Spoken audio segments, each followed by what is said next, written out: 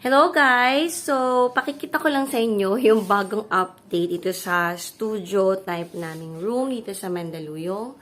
So, ngayon ito na natira, itong dresser sa gilid ng bed. And then, ito yung isang cabinet. And then, ito na yung harap niya, yung TV console namin. Ayan na siya. And, sa side na to, ayan, inad namin tong mga cabinets na to. So, dito na kami ngayon magluluto. Ayan. Actually, sa dito, pang wardrobe namin, itong maliit. Doon siya dapat nakalagay sa kabilang side, kasabi tabi ng dresser. Pero mas magandang nilagyan na namin siya dito. So, yung naghahanap kami ng wardrobe na magkakasya sa space na to. Tsaka dito, ayan. Kung ano yung magkakasya dyan. Kung makahanap kami yung may sabitan, yung pwedeng mag-hang ng mga clothes. Ayun, mag-add din sana kami. And then, ito na itsura. Since nag-pack up na kami, dahil balik Malabon na kami. Ayan. Tapos na kami mag-ayos dito. So, hopefully, ayan, madagdagan na ng sofa and coffee table. So, ito yung mga nalagyan ng damit namin. Ayan. And then, dito sa baba. So, ayan siya. Then, dito naman, yan, mga gamit dito sa kusina and ibang school supply sa mga bata. And then, dito, yung lutuan namin. So, ayan, iaangat mo na lang siya dyan kapag magluluto ka. And dyan ka na rin mag-prepare. So, actually ito, hindi siya okay nga na dyan ilagay yung damit. Pero yun nga, dapat to siya sa kabilang side. Pero since mas maganda siya nandito, ayan, hinilera na namin siya dyan. So, para more storage din. And then, konti lang naman yung damit na dinadala namin. Yan, pang mga chargers and supplies pa rin ng mga bata to. So, ayan na yung itsura dito sa Mandaluyong na studio room namin. So, ayan na siya ngayon. Mas maayos na siyang tingnan. Mas maluwag. And, mas marami ng space para sa gamit namin. Mas marami na ring storage. So, back to Malabon na kami today.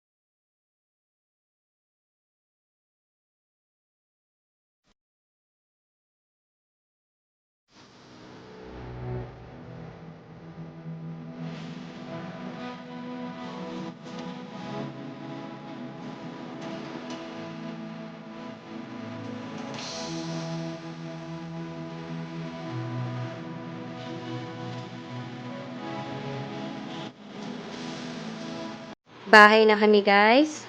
So, ayan, nakita namin yung mga gamit namin at ayan, ang kaguluhan sa aming bahay. So, yung mga bit-bit namin na gamit. And then, eto na yung table na isa pa. Na-pick up na namin sa Mandaue Foam. Itong table naman ni Bunso. And then, ayan, nagpagawa si Daddy ng aquarium kasi plan niya mag-alaga ng axolot. So, yan. And then, bumili na kami ng console table para papatungan niya nitong aquarium niya. So, yan, nakuha rin namin sa Mandaue. Yan, last week pa actually yan dito sa bahay. And, ito pa yung table lamp din na na-pick up na namin sa Mandaue. Dalawa yan para sa kids room. And, finally, magpapalit ako ng electric fan. Actually, magdadagdag na lang ako ng electric fan. Itong Asahi na wooden design fan. Ayan o, ang ganda niya. Tsaka ako napapakita sa inyo to pag nabuksan ko na sila lahat. Medyo magulo ang bahay talaga ngayon. Kung ano iniwan namin sa kanya last time, nung umalis may mga kalat dito. Ayan, yan pa rin. Sila pa rin. Tapos sa kitchen, ayan, yung mga bit-bit namin iba, na ilagay-lagay na namin sa rep. Ito pa yung kalat. Ito, nabenta ko na to. hindi pa lang napipick up. So, yung isa na pick up na, dinala ko sa Mandaluyong and then dun siya kinuha. And then dito, ayan, syempre may laundry. Yung galing sa Mandaluyong na ibang di ko nalabhan doon, plus itong natira kong laundry. Ayan. And ito, hindi ko pa natatanggal. Yan yung iniwan ko pa last time. Kasi, 12 days kami nasa Mandaluyong. So, ito pa rin yan, mga yan. So, ang target na matapos gawin is itong study area. Mailagay muna yung table ni Bunso. Magpapalit ako ng beddings. So, ayan muna yung focus ko. And of course, syempre, yung mga rooms, kailangan ko na rin magpalit ng beddings. Dahil talagang time na rin para magpalit. Ayan, nag-outing yung kapatid ko galing Laguna. Ayan, nagpabili kami ng buko pie. Yung kulets na buko pie. Sarap talaga ng kulets. And ito yung room pa ng kids. O, diba? Paskong Pasko pa rin talaga kami. And ito na taga-ayusin ko ngayon. And ayan yung halaman, namatay yung isang selum ko. Dahil halos 2 weeks kaming walang dito. Pero last week naman umuwi si Habi, nagpadilig ako. Wala, di ko alam. May curse talaga sa pagdilig. So ayan, namatay siya. Di ko alam kung anong nangyari. Tapos, ayan yung kaguluhan. Hindi nakapag-ayos ng kama yung mga bata bago ka umalis last time. So, ang gulo. Ang gulo ng bahay na iniwan namin. And ayan, nakakalungkot yung halaman. Pero may isa siyang patubo pa, itong selum. So, I'm hoping na magbigay pa siya ng kahit may isa pang tumubo ay madagdagan sana. Ang ganyan yung bunso kong lungkot na umuwi na kami. Umiiyak siya pag uwi namin. Gusto niya talaga sa Mandaluyong pang magstay. Namimiss niya yung mga pinsan niya agad. So, ito naman, okay naman yung halaman dito. And then, ito, last time na overwater ko. Taas na yan, hanggang dito na. Namatay yung matataas. Na overwater ko siya. Pero, so far naman, marami namang mga bago. So, ayan, okay pa naman. And then, ito. Ito ang nakakayak pag uwi ko. Ayan, nagtampo siya ng bonggang-bongga. So, diniligan ko naman siya. Kaso ngayon hapon na eh. Ayan, may flower pa naman siya. Tontuwa ako last time. Hindi ko na-picturean yung flower niya. Tapos, ayan siya ngayon. Hopefully, magsibuhay sila. Hopefully, hindi pa talaga totoong namatay. Ganyan naman sila pag kulong na kulong sa pagdidilig. Bumabagsak ng ganyan. Kasi ito pa yung isa.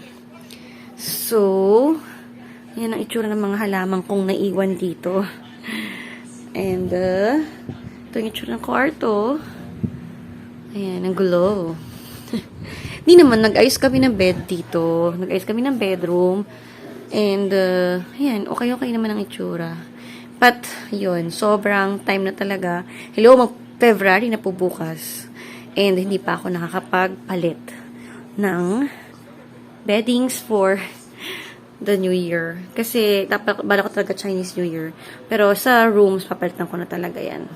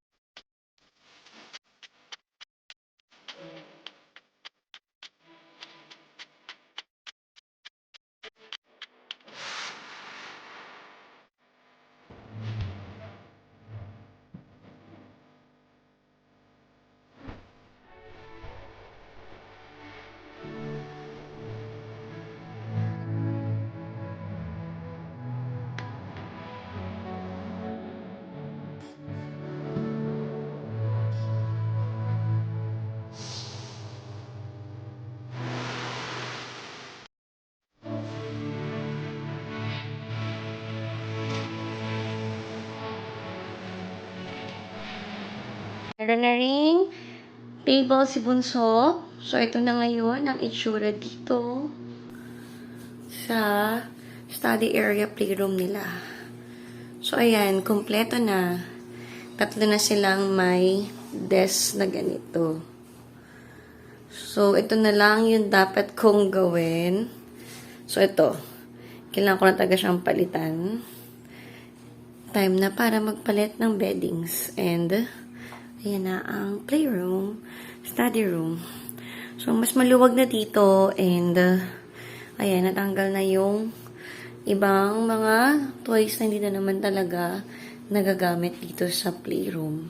Kasi malalaki na talaga yung mga kids. So, ayan. Bukas ko na gagawin to. Dahil pagod na rin talaga ako. Galing pa sa Mandaluyong din pag-uwi. Ayan, gawa-gawa ka agad ulit. Bukas na ang continuation. Pakita ko lang sa inyo yung mga binili kong throw pillow cases sa Mandaue Foam. Sorry guys kung marinig kayong mga ingay na pok-pok-pok-pokan na ulit dito. Kasi alam nyo na, katabi namin Steelworks and umaga na. So, ayan, kaya maingay kung ano-ano mga marinig yung ingay dito pag umaga. Yan, yung navy na merong shell sa harap. And then, may isa naman. Ito yung may starfish. So, ito, velvet yung texture ng tela niya. Ito, 129 ko siya nabili sa Mandaue Foam. And then, lahat to, meron pang 15% na discount kapag member ka ng Mandaue. So, ayan. So, si Habi, member ng Mandaue Foam. So, yung ginagamit kong card palagi. Tapos, next one naman is this one. Itong Chevron na throw pillow case. This one is 110 naman din to. Dalawa yung binili ko nito. Next one is itong Today is the Day. Kita nyo ba to? Yan. Today is the Day. So, ito naman is 129. So, dalawa rin to. Normally, pag bumibili ako ng throw pillow case, dala-dalawa.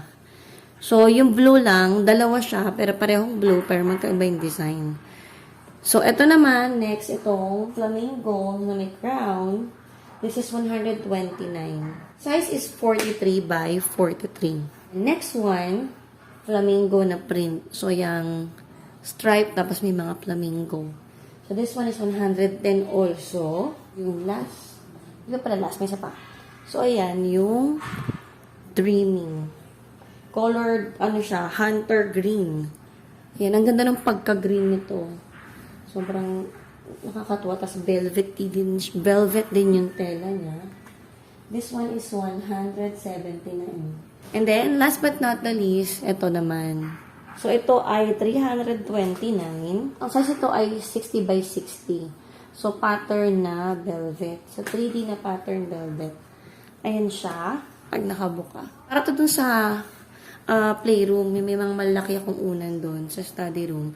So, ayan. Ito yung pamalit. Meron akong mga ganito na Buddha na standing at saka yung elephant.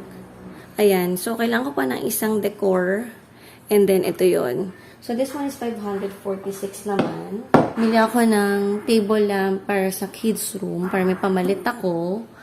And this one is 750. Kaya no, mataas na siya. 750. Yung last one na lamp, na table lamp din na nabili ko sa Mandaue is this one. Ito naman is 2-1 ang isa. Yung isa hindi ko kinabit kasi parang hindi siya naglalak. And then papacheck ko kay Habi din baka ibabalik namin, papapalitan namin siya. So ayan na yung mga hindi Mandaue haul natin.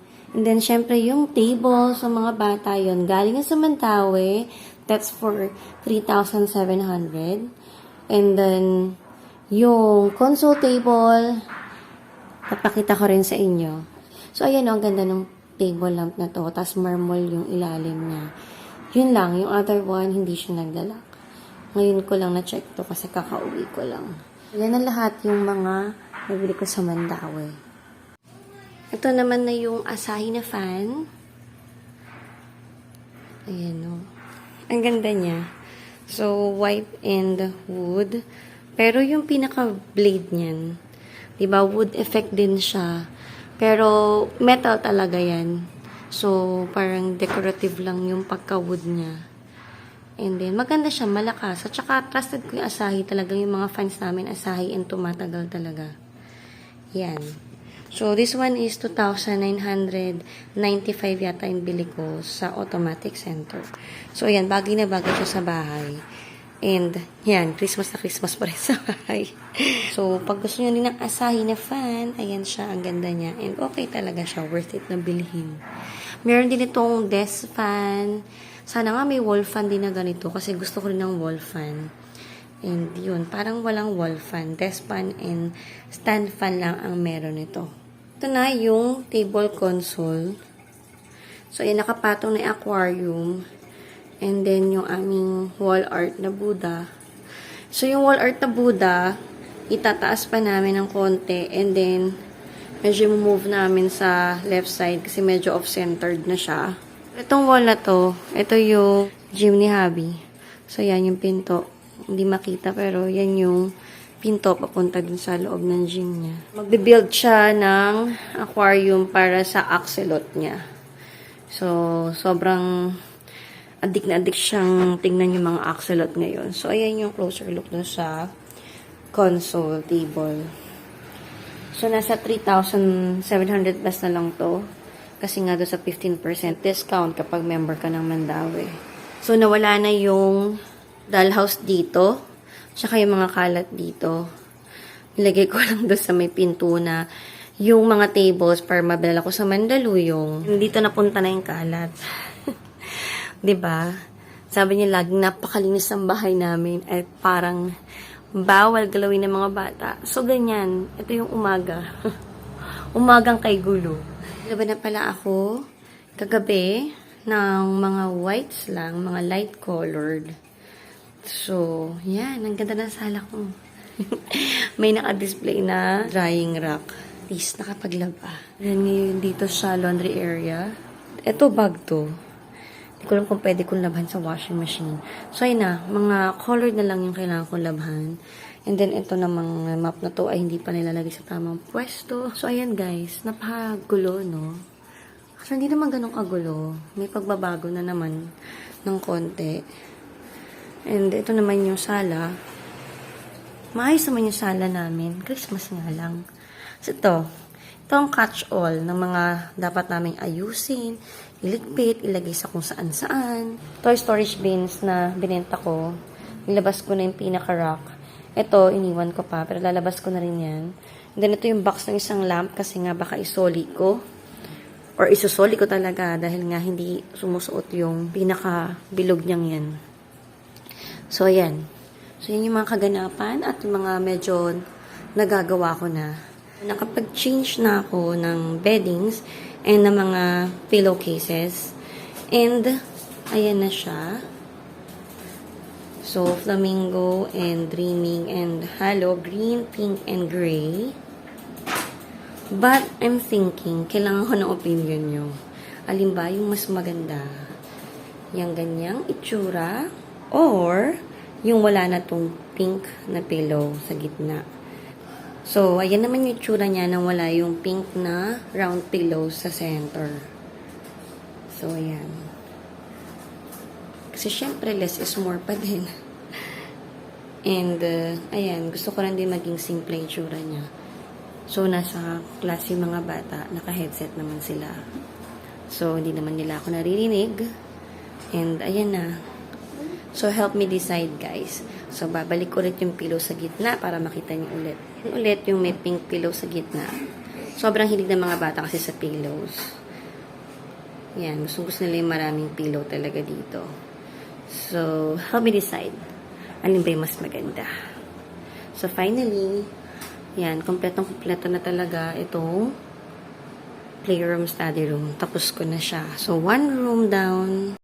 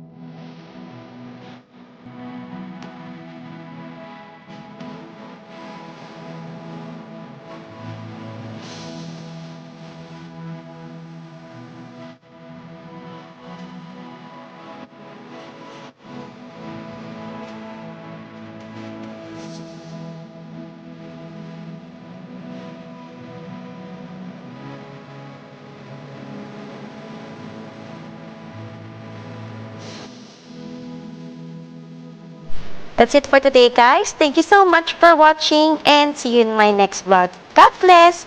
Bye!